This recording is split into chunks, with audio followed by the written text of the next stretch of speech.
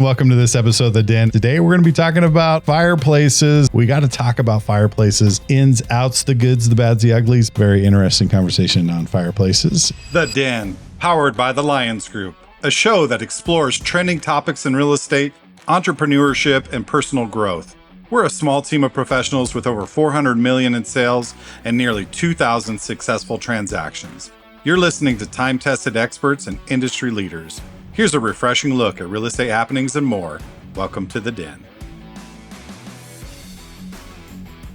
Hello, everyone. Welcome to this episode of The Den. And today we're going to be talking about the time of year. It's fireplaces. We got to talk about fireplaces, their implications to you as a homeowner, some of the ins, outs, the goods, the bads, the uglies. But before I get to that, let me introduce my friends, my partners, my co-hosts, the fellow members of the Lions Group. To my right, Paul, Amy the Rockberry, Aspen the Ninja Gruen, and the boss, Shannon Martin Martinez. My name is Ben. Slide down that potbelly stove, Lions. If I was Santa, I'd just go right down that chute. You know, what do you do if you're, what do you do with a potbelly? You just kind of, have you ever seen a potbelly stove? No, I have no idea.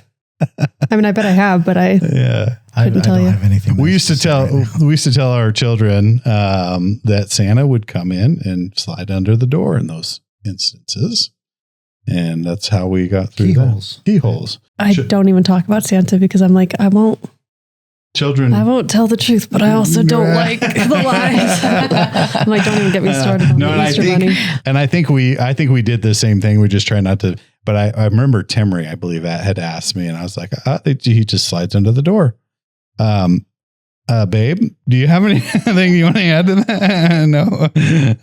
So anyways, all in good fun. But yes, today, it's the time of season. Fireplaces are in full swing. I was thinking about this because we were out in Texas, Weatherford area over the holidays, eat some turkey a little while back, and they had an open air fireplace. So no grate. It was brand new, and it was in like a detached garage, and that they kind of converted to a separate den, and it was fantastic. I mean, we just sat by the fire and watched football and enjoyed each other's conversation and just had a great time. But then I started thinking about, what about all the different types of fireplaces? Because then up in the shop, they had a potbelly stove. And what does that do for insurance? What are the things to think about? Especially if you're not familiar with them and you're buying a home with a fireplace, there are certain things for safety. Paul, you can attest to that you want to get checked out.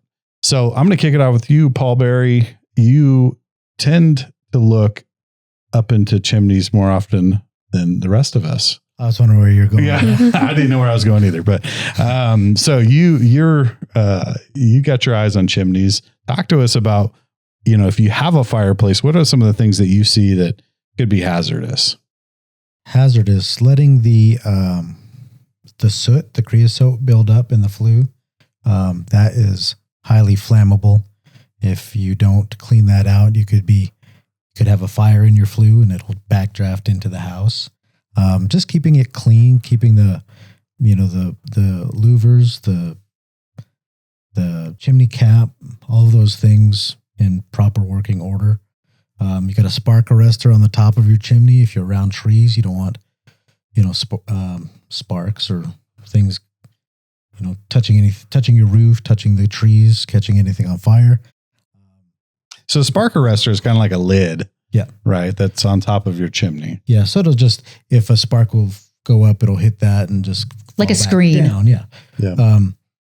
The other thing is we look at as inspectors is distance from the walls, distance from any flammable materials, hearths. So if any sparks jump out of the fireplace, it doesn't get on the carpet or on hardwood or something like that. What else? No, that's all good information. So let's go back to the chimney cap component. Uh-huh. So you have a spark arrestor up there. It stops the flames or any embers from going up and landing on your roof or catching fire to around your house. It's a great thing. How many times do you see that that's not on there or it's not proper? Too many times. All the time, don't you? Yeah. I mean, that should be one thing to really think about, because you could have easily have an ember go straight up your chimney and and fly out onto your roof, and then you've got a problem. Yeah.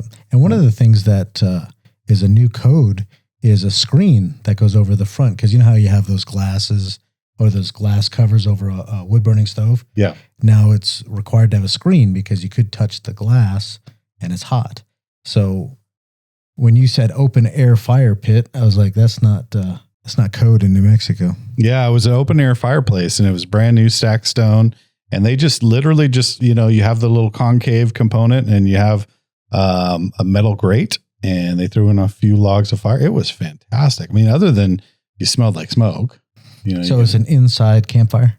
Inside campfire. It was fantastic. It was awesome. Cool. It was pretty cool. Next to the big screen. Not good for insurance. Yeah. Yeah. And those things get pretty hot, but then you worry about stuff popping, like the fire was popping, and then it could pop out on a piece of furniture, and create an issue there. Shannon, do you have a fireplace at your house? Yeah, there's 2 of them. Yeah. And are you using them? No. Okay. And why not?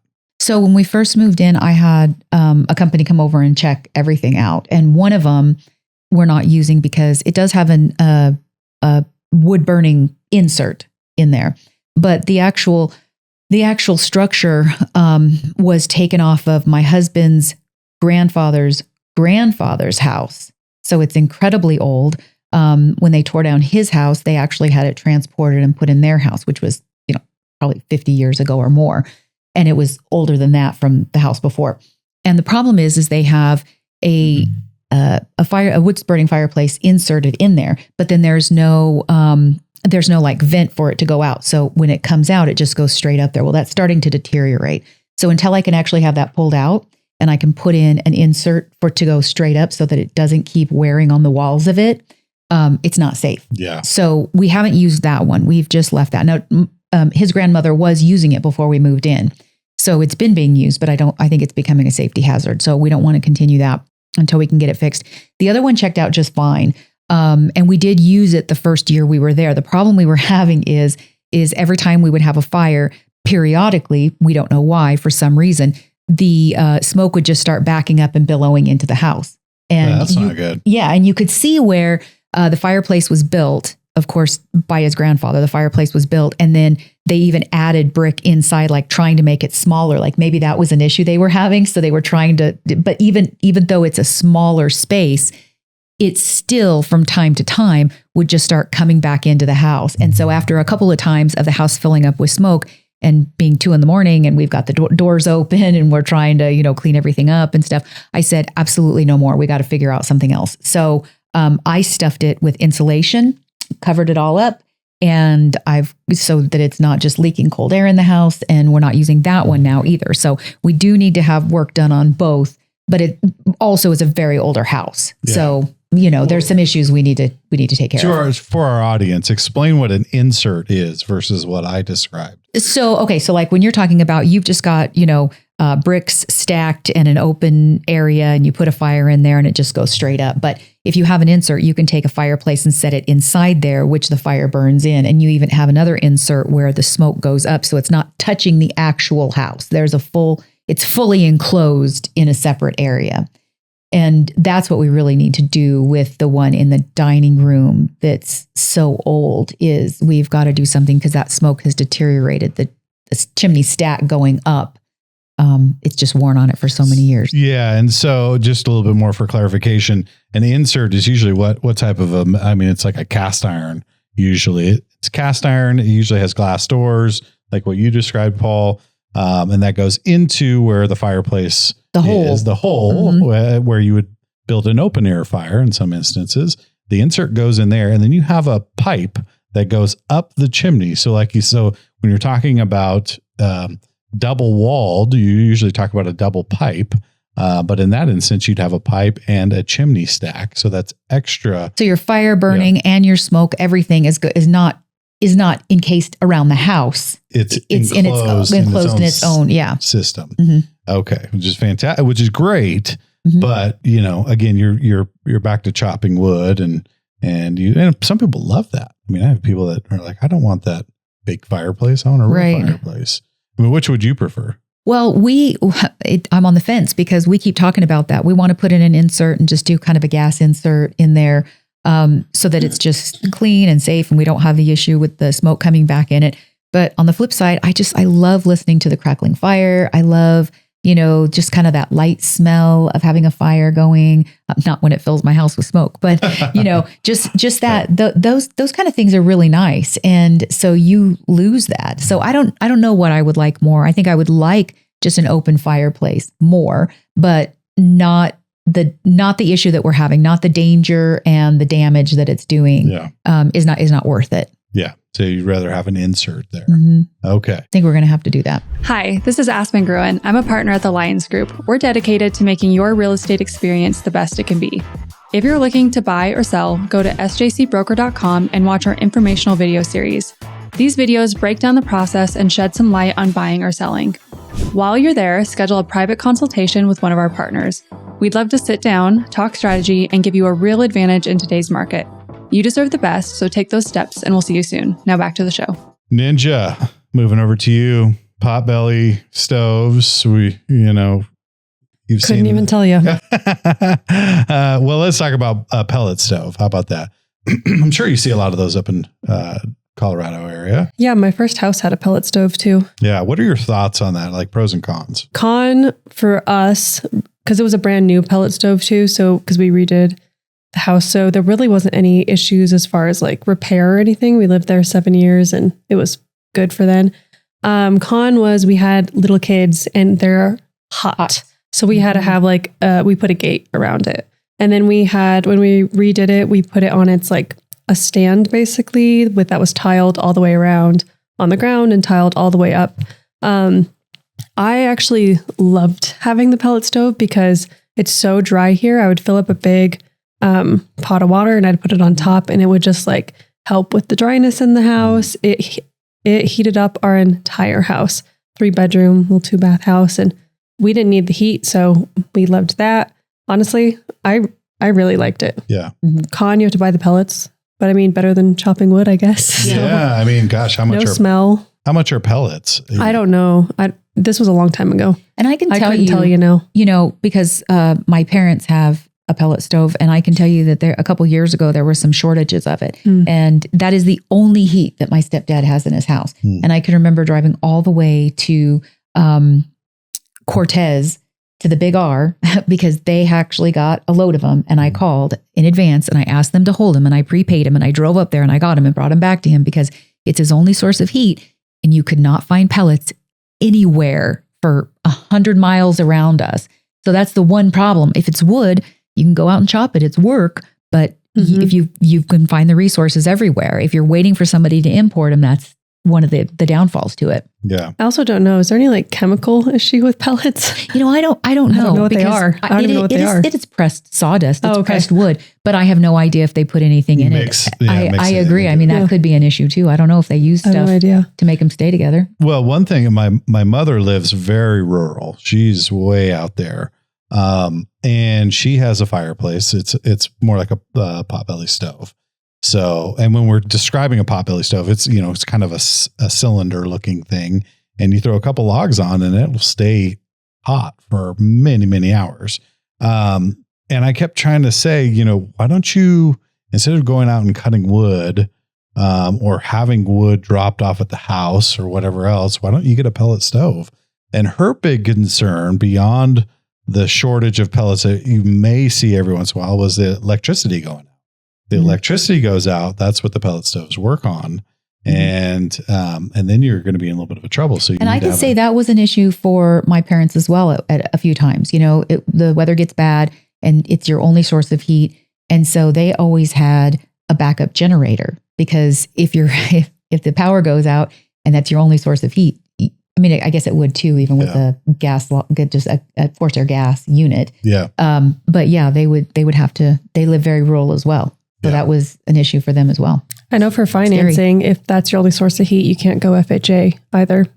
So you can't get an FHA loan if your only source of heat is a stove. A wood stove. Yeah. Yeah. Interesting. Well, I think the other thing to think about when you're saying the difference between wood, gas, or pellet stove is efficiency. Like if you take a wood burning stove or fireplace, you can only get as hot as the amount of wood you put on there, and it can get super hot. and your house gets, it can get pretty uncomfortable in there. It gets so hot. But then again, if it goes out, you're done. A gas stove, less heat can get pushed out, but it has a blower, and it is usually on a thermostat. Yeah, a lot more regulation. Yeah. Yeah. But like a room like this, it might warm it up. It doesn't necessarily keep the whole house warm like a pellet stove would. A pellet stove, you can, it has a blower, it pushes a lot more heat out, and it can heat a whole house. So those are the differences. Yeah. I have a gas stove right now, and we have, a 2-story living room, and it keeps the living room. It warms up the living room, but that's about it. I want, all I know about fireplaces really is, those like ones that were in castles that were like the entire wall and they were huge. That's what I want. Right. But I don't like the smell of smoke and I don't want to take, I like the crackly sound. Yeah. I don't want the smell of it. I don't want to take care of the fire. And also I would never sleep with the fire on. Like I love those Kiva fireplaces, like in the bedrooms and stuff. I just can't sleep with the fire on. I can't even sleep with like my Christmas tree on, let alone that would make me nervous. Yeah. But I love the idea of like a huge fire, or like a little fire in the dining room. Like you were saying, I love that. In Santa Fe, they still have some of the hotel rooms. I have a house under contract right now that has styles. 2 Kiva fireplaces and one's in a bedroom. Yeah. I'll be staying in one this week. Yeah. It has a Kiva fireplace. And they throw a couple, they put like some Duralogs on there and stuff. No. Come on. God. One of the things, like I was in a house in Durango not that long ago. It was on 3rd Ave. So it was one of the older, built in the 1800s, had 5 or 6 fireplaces. Like every room had its own fireplace because the heat is so isolated. It's so localized to the fireplace. You can't duct a fireplace, a pellet stove, or anything like that. So that's one of the downfalls. That's why usually the heating for the home is a gas, natural gas fireplace. Yeah. And ours is a newer, I should say within the last 10 years, gas log fireplace, double-sided. And we turned it on one time at like 8:00 at night. And Miran and I, we were doing some stuff on the couch. And next thing you know, we fell asleep to watching a movie or something. And we woke up at 1:00. And I mean, we had to go open the windows and the doors. That gas log fireplace almost burned us out of there. It was pretty incredible. That is crazy. Mine doesn't get that hot. It was, so I don't know if it's an efficiency thing that nowadays, gas log fireplaces have come a long way. Yeah, mine's from 2008. So maybe it's a little bit. You got a broken regulator. And I'm actually glad because sometimes I just want the vibe of the fireplace too. Yeah. I love it with like the Christmas tree we just put up. And I love the idea of a real fire, but I'm like, then you have to get the soot out and you have to you have to take care of the chimney. I'm like, it's a lot of work to keep it how it's supposed to be. And I think most people don't keep it like the real fireplaces because you kind of don't think about it. I remember one time I was babysitting my sisters. I was little. I probably was like 8 or 9. And we were down in the basement and there was a fireplace down there. And all of a sudden we hear scratching on the side of the fireplace. And I was like, there's a monster in this house. So we're like panicking, all of this stuff. And I'm like, okay, I have to be brave. I'm the babysitter. So I go over there was a bird in there that flew into the chimney. Oh, wow. Yeah. I let it out in the house. My parents were not super pumped about that. I obviously couldn't get the bird out by myself. So my parents, when they came home, took care of. Yeah. But I was pretty sure that there was a monster in the fireplace. That's another problem, you need to check them, especially when you get ready to use them the first season, because over the summer, I mean, you'll get critters that go and settle in there and then you light it up and you don't know what you're going to catch on fire. And you got to be careful with it. Yeah. A little extra smoky in those. So what about the electric fireplaces? Any thoughts on that? Does that help value or hurt value with an electric fireplace? A pellet stove? No, an electric one. Like, have you seen those long ones Space that have heater? like the fake fire? That's not even, I was going to say, that's not even for heat. It's in the fire. That's not even for heat. Yeah. No, My grandma has one. My grandma has one. She loves it and it does heat up her living room. She likes it. Does it heat up? It's a new one. Yeah. It's like a space heater essentially is what I would consider it. Yeah. I like turn that off before you go to bed. But it heats up her living room. Yeah. Yeah, it's like your heater in there. Yeah. Only it shows a little bit of a fire. But it's not so hot. Like I can still like touch it and it's not like it won't burn me. So I think if you're living in if you want a fireplace and maybe you're renting, really good option because you get the vibe of it without Yeah, because they make some really cute, like consoles for, set your TV, and there's a fireplace underneath. Looks like a mantle almost. Exactly. And that's just a nice piece of furniture or something. I wouldn't consider that something to actually heat your house with. I also wouldn't consider anything that would add or detract value. It's Absolutely just personal not. property, Exactly. really. Mm-hmm. Even if it's in there, I would say it's like a space heater. Yeah. Really. Yeah. A fancy one. So do you think a gas log versus a wood burning stove or fireplace, is there an advantage as a seller to having one or the other? I think it's such like people like either or. Mm-hmm. So it's like some people might really only want a gas stove and some people might really only want a log stove. I think it's really just a personal choice. Yeah. It's like a pool. Some people really want them. Some people hate them. Mm-hmm. It depends who's looking at it. Mm-hmm. If it's going to add value or not. Like acreage. Yeah, we can say it adds value, but for me, I don't want a bunch of acreage. So for me, that would almost be a negative. I might love the house. I don't want to live out there. So it's such personal preference. I think, unless you have a stat that says differently, then I agree with that. Paul, what are your thoughts? You're the stat man. There's no stats on this. This is just, I would say, personal opinion. A wood burning fireplace takes a lot of work, like we already talked about. You got to chop the wood, you got to clean the thing, you got to make sure that there's no soot in the chimney. A gas log, I can grab the remote and turn it up. Yeah, it's that instant gratification, and that's the great part about it. It may not have the same kind of heat. It doesn't have the same kind of feel. It's super low maintenance. Exactly. But it is something you can just turn on, enjoy for a few minutes, and turn off and walk away. Whereas you have your fireplace, you might have to wait for the logs to burn down before you go to bed, and then you've got to wait for it to cool, and then you got to scrape out all the ashes. And there's a lot of work that goes into it. But I will say, a gas log fireplace, I inspect a lot of them. There's electrical, there's gas, there's all kinds of things that could go wrong in there. Yeah. There's igniters, the pilot goes out, all that kind of. So there is work to do on it, but it's an appliance. A con is you're going to probably have to pay someone to fix it. That's right. Yeah. Like a fireplace, you might have to learn how to do it, but you really could figure out how to take care of it and sweep it and do all of the things that you need to do. Well, and also with a wood burning fireplace, you got to be careful with your TV. With a gas log, the big trend is you put your TV over your fireplace. That's how mine is. And if you have a gas log, you're not too worried about it. If you had a wood burner, you may come out to a drippy TV. Right. Yeah. Didn't even think about that. Little melted face. I have a thermal imager that I use to check the heaters, usually checking registers for gas furnace. These people had a really hot wood burning stove. So I put the thermal imager on there. It was 900 degrees. Wow. Y'all should keep the dogs away. Yeah. This is maybe put a little gate up around that for that's safety. That's like lava. Right That's where I cook my steaks That's at. too hot. I am kind of surprised that there's not more regulation on even pellet stoves and stuff. I know it's like you're supposed to have the tile or the fireproof stuff around it, but I'm like, you really should probably have a gate around it if you have kids or animals. You know what the clearance is from drywall? It's 2 inches. Wow. That's all it is. That's it? Yeah. That's wild. Yeah. Well, and every stove has a placard on the back that tells you what the distance has to be from any flammable materials, how big the hearth has to be. So those are important things to watch out for. But the distance from that 900 degrees to the drywall only had to be 2 inches. That's incredible. Yeah. That seems bizarre. But that's going to be something in 20 years, 30 years from now. It's kind of like right now we see those older homes that have the big forced air gas grates on the floor that all the kids used to walk on and burn their feet. Mm-hmm. And now people don't want any part of that. But back then that was fine. You just stayed away from it. I'm sure one day we're going to be looking at those one day and say, why did we put up with it? Or why did we do that? But also, how many issues have we seen with pellet stoves? I actually can't think of any injuries or issues I've ever even heard of with these stoves. I remember at my grandma's house, this wasn't a pellet stove. It was like a fireplace, but I would go and it had the, the mesh on the inside that you would pull together. And then it also had the glass doors that you would do. I would open up the glass doors and I would put my blanket over both of them. And then I'd just go snuggle up right in there. Because it was so warm and cozy in there. And I'm like, oh my gosh. Yeah. But it was also fine because it got too hot. I just got out of there. So I'm like, what?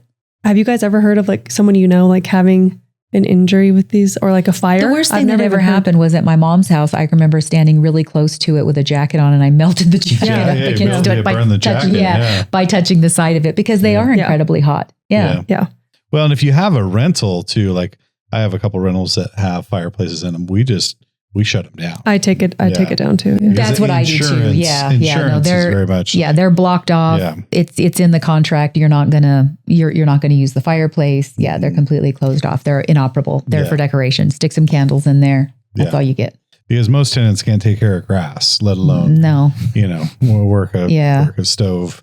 And not a knock to tenants, but just the tenants. Sounded like a It's knock also to the tenants. liability too, because what if the grate does go off and they don't know if you don't know to watch for it, then you don't know what you don't know. So then you throw some newspaper in there and it goes out and it lights the house on fire. Like, if you're not maintaining it, I mean, I would say you need to check it every single year before you light it up.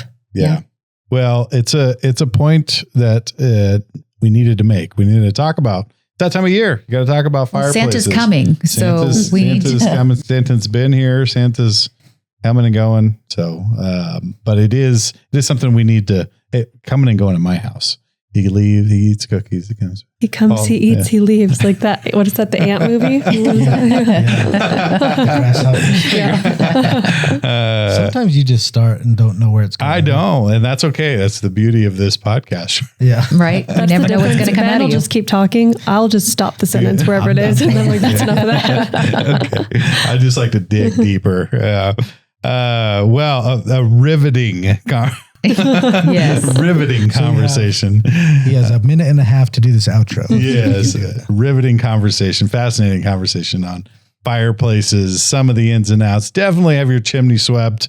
That's number one. Put that spark arrestor on. Make sure that thing's on there. Make sure there's no cracks in the chimney if you are burning wood. And then, always check for smoke, right, Shannon? Mm-hmm. I mean, unless you're actually smoking some food, you don't want smoke in your house. No. So great conversation. I would say the general consensus is that if you have a wood burner or a gas log, probably not going to make a big difference on your value. However, I would tend to say that gas log fireplaces are a little bit more desirable because they're easy. You switch them on and off and you still get a little bit of heat. You get that ambience. I think that's what most people want, the ambience. So, but thank you for the conversation, the very interesting conversation on fireplaces. And I hope you're enjoying your holidays. We here at the Lions Group, we want to wish you the best. Hopefully you put that phone down, spend some time playing Uno with your family and friends and make some memories. And thank you for listening to this episode of The Den. If you like our content, please like and subscribe to our YouTube channel. You can go to our Facebook page, catch up on all the happenings. And of course, you can go to sjcbroker.com and schedule a private consultation with any one of us here at the Lions Group. We'd love to help you, whether you're buying or selling residential or commercial real estate. We can give you an advantage in this market. So thank you for listening to this episode of The Den. Until next time, we'll see you then. Thank you for listening to this episode of The Den, powered by the Lions Group. Hit the subscribe button to keep informed and check the show notes below for direct links to our buyer and seller video series. The buyer and seller video series can give you an inside track on taking the right steps in real estate. If you'd like to learn more about the Lions Group or to schedule a consultation, go to sjcbroker.com. Complex markets require complex strategies. The Lions Group can give you a true advantage in any market. Whether you're buying or selling, residential or commercial, contact us directly at sjcbroker.com. We're time-tested experts with a client-first approach, and we'll see you next time in The Den.